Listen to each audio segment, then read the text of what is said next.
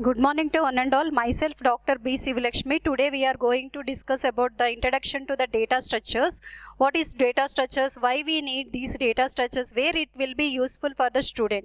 So before going to that, we need to go to the what is data structure. So any computer system, if you are accessing, it is an electronic machine. It is used to store the information and processing the information and manipulating the data. Coming to the computer, programmers will collect that information and where it will be organized, how it will be organized, that will be a small dilemma. So for that we are using the data structures, how to arrange the data and how to present that particular data. Here we are using the representation of the data in the computer as well as accessing of the data and how to solve the problem using that particular data structure. For all doing this, we are going for data structure. What is a data structure? A data structure is a specified format for organizing, processing, retrieving and storing the data. In any computer programmer, data is stored in some specific structure, may be selected or designed to store the data for the purpose of working on it with various algorithms. So how to develop those algorithms? What are the different data structures we are using in the C? So we are discussing. Data structure can be defined as a group of data elements which provides an efficient way of storing of any information or organizing the data in the computer. But these are some of the examples of data structures. One is arrays, linked list, stacks, queues. These are all some of the examples of data structures.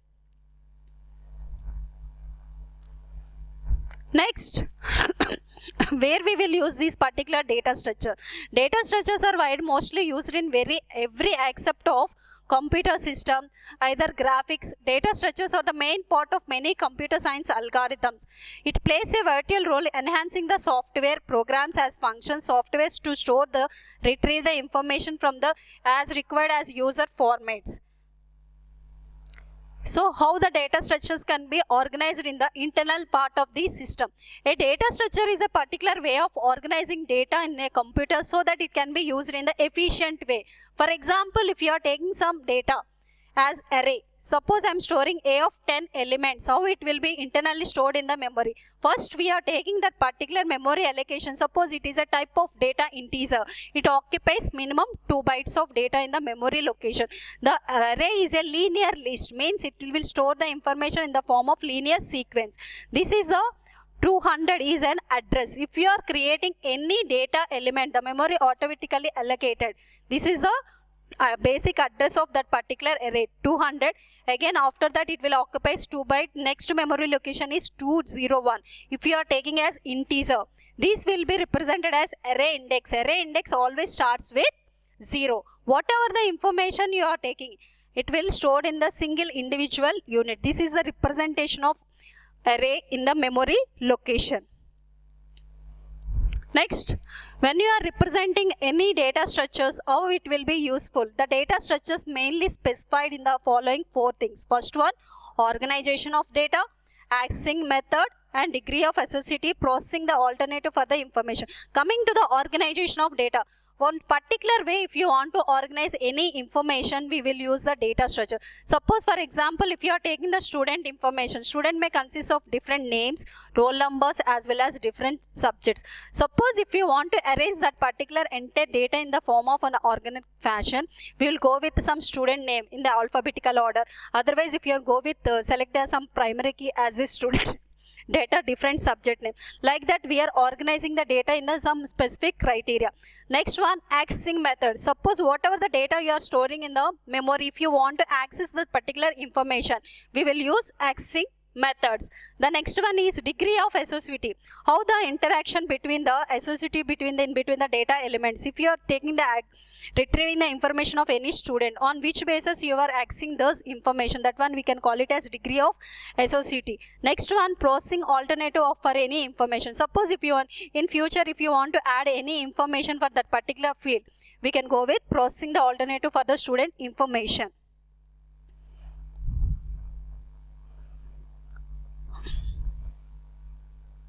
So algorithm plus data structure is called as program. if you are developing any program in any language, it requires the basic requirement is algorithm. Algorithm is nothing but step-by-step procedure to solve a specific problem. Plus data structure. Which type of data structure you are using? This complete thing we can call it as program. So first we need to write the step-by-step procedure, then we can add the data structure to implement that particular one, we can call it as program. The data structure study converts the following points. What it will convert? First one is amount of memory required to store, the amount of time required to process, and representation of data in the memory and operations to perform on that data. So coming to the first one, amount of memory to required to access. Whatever the data you are organizing, it will occupy some memory in the database. So the first one is amount of memory required to store the data, and second one is amount of time required to process the data. If you are asking any information, how much time it will take to complete that particular process. And next one is representation of data in memory, how the data will be represented in the memory location, and the operations perform on data. Suppose if you want to insert some data into that particular data structure, insertion, deletion, updation and display of that particular content, those are all comes under the operations performed on that particular database. Next, what are the different data structures available in the C programming? Data structures, built-in data structures means this also we can call it as built-in data types in any programming language. First one is integer, float, character and pointer. These are all the basic data structures we are using. Next one is user-defined data types. User-defined data types comes under arrays, lists and files. Coming to the arrays, here we are using different types of arrays: single dimensional array, two-dimensional array and multi-dimensional array. Depending on the purpose of the user requirement, we will go with the different types of arrays. The next one is lists and files. Coming to the list, we are having linear list and non-linear list. Coming to the linear list, if you are organizing the data in the specific format, either ascending or descending order, after completion of first element, automatically the memory will be allocated to the second element, that is in the form of linear fashion. We can use arrays to represent the linear list. So here if you are using the linear list, we are using stacks as well as queues to implement that particular linear list. The second one is non-linear list. So if you want to represent any trees and graphs in the form of organization of data, we will go with non-linear list. So coming to the types of data structures, we are using primary, linear data structures and non-linear data structures. Before going to the linear and non-linear data structures, we are having the basic two types of data types. First one, primitive data types, and the second one is non-primitive data types. Coming to the primitive data types, what are the built-in data types we are using? Those are comes under the primary data types. What are the user-defined lists are there? Those are comes under the non-primitive data types. First one is non-primitive data structures are linear data structures and non-linear data structures. Coming to the non-linear data structures, we are using trees and graphs. So primitive data structures can be basic data structures and directly operated by the mission instruction. Primitive data types have different formats depending on the use of the representation of computers. Integers, floats, character, double, those are all comes under the examples of primitive data structures, and these data types available in any programming languages built in. Next one, integer. It is the basic data type which allows the, if you want to store any information, we can use basic data type as integer. If you want to use a fractional part as well as real part, we will go with the float data structure. If you want to represent any character string, we will go with character data type. Next one is pointer variable. If you want to access the data in some memory location, we will use the pointer variables. Next one is non-primitive data structures. These are very sophisticated data structures. They are derived from the primitive data structures. So when you are using non-primitive data structures, it also uses the primitive data types. Based on, we can implement the non-primitive data structures. First one is arrays, lists and files. Coming to the arrays, an array is a fixed size sequence collection of elements of the same data type, means array. So if you are using the array, what type of data you are using? followed by data type followed by array name we are specifying. Means it will be a static. Suppose if you are allocating int a of 10, so automatically it will allocate the memory for 10 variables of the type integer. Like that we are having the list, an ordered set containing the variable number of elements is called as list. Coming to the list, here we will use stacks and queues. Coming to the file, a file is a collection of logical related information. It can be viewed as a large list of records consisting of various records. So this is the basic structure of arrays. So here how the array index will be start.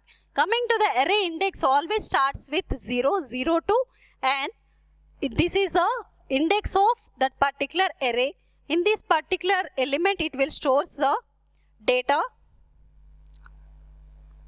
and this is the linked list. So if you want to represent that particular array using the address of that particular variable, means if you are using the pointer to access the any list, we'll go with the linked list.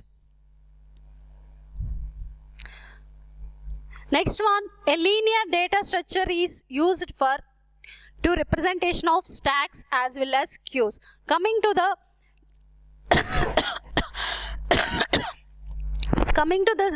arrays, it will allocates always static memory location. If you want to allocate the memory at runtime, we will use calloc, malloc and reallocation functions. By using arrays, there is some of the drawbacks. By default, it will allocate static memory only. If you are using the non-linear data structures, you can allow at a time dynamic memory allocation. If you are using any dynamic memory allocation, we can perform these basic operations: traversing, insertion, deletion, searching, sorting and merging. So if you are going for the stacks, this is a linear data structure. Stack is a data structure which performs the insertion and deletion operations on one end. We can call it as push and pop operation. Suppose if you want to insert any data into the stack, at the top of the stack we are inserting the elements. Suppose if you want to delete any element from the stack, we are popping out from the top of the stack. Both insertion as well as deletion can be done in one, and we can call it as LIFO data structure, last in first out. Means top of the stack, which element is stored, automatically it will be deleted first. Means suppose if you are performing push operation, we are inserting some element into the stack. On the top of the stack it will insert. Suppose if you are deleting any element from the stack, automatically it will delete the topmost element of the stack. That one we can call it as pop operation. Any push and pop operations can be done in top of the stack. We can call it as last in first out fashion. Means whatever the element you are inserting, it will be stored in top of the stack. Whatever the element in the top of the stack, it will be deleted first. The next one is queue. So coming to the queue, it is also a linear data structure, and whatever the element you are inserting, it will be stored in one end. Whatever the element you want to delete, that will be deleted from other end. This one we can call it as first in first out list. Means whatever the element you are inserted first, that will be deleted first. This operation we can call it as first in first out. This is also a linear data structure. Next one, non-linear data structure. Here coming to the non-linear data structures, we are using to represent trees as well as graphs. What is a tree? A tree can be defined as a finite data items. We can call it as nodes. These are the nodes we are representing in the tree.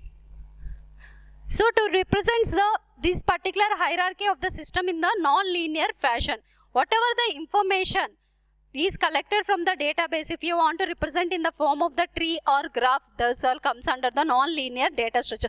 These particular node of informations, we can call it as node, and which one you are starting with some node, that one we can call it as root node, and what are the information we are accessing or depending on the some other node, we can call it as associative node or level of that particular tree. This is the one of the example for the non-linear data structure. This is another example for the non-linear data structure, graph. Graph, it is a collection of nodes, and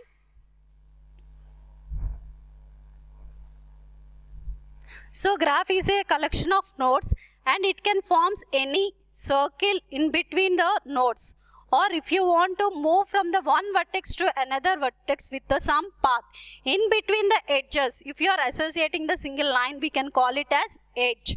A to B, if you want to move from the A to B, this is one, we can call it as path, or we can also call it as A to B associative. So these particular one we can call it as edges, and these are the nodes, we can call it as vertices. This is another example for the non-linear data structure. What is the difference between linear and non-linear data structure? Coming to the first one, linear data structure. So it will be related to the whatever the information already existed.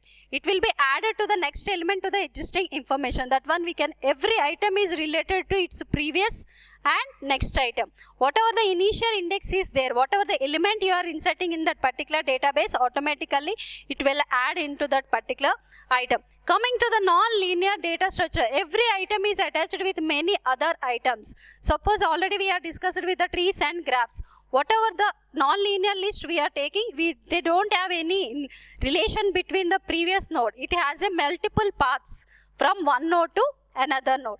Next one, the data is arranged in linear sequence. Here the data is not arranged in some sequence. The next one is data items can be traveled in a single run. Means it is a linear, means at a time you can travel one to end. So it is a non-linear, means we cannot directly have a path between the one and to another node. So the data cannot be traveled in a single run. These are the examples of linear data structures. Arrays, stacks, queues and linked list are the examples of linear data structure. Trees and graphs are the examples of non-linear data structures. So what are the operations we can perform on the data structure? If you are taking any data structure, the basic operations, either you can collect the information, first collection of information, and storing the data. Whatever the information you are collected, we are storing into the system. And next one is, if you want to perform any operations,